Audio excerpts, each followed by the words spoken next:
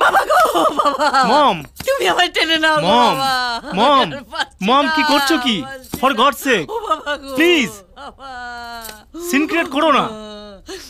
আমি কি করব বলো? আমি কি এখানে থাকবো না লন্ডনে ফিরে যাব? তোর প্লেন কোটায়?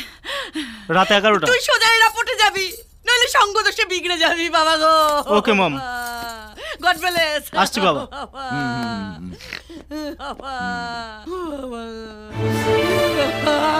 চলো আমরা গ্রামে ফিরে যাই। এই জন্যই আমি এখানে আসতে চাইনি। তা চাইবে কেন? এখানে তো তোমার গোপন হিস্ট্রি দিয়ে আছে, পাছে আমি জেনে যাই। ছি ছি ছি ছি, নিজের বরের কথা বিশ্বাস না করে ওই একটা বর্বরের কথা বিশ্বাস করছো? আগে হলে করতাম না, কিন্তু এখন করছি।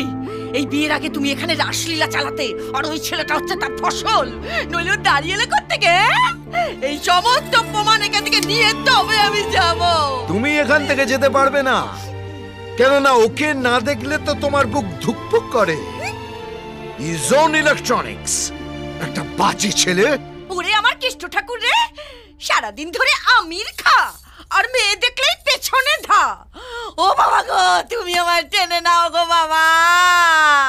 বাবা গো।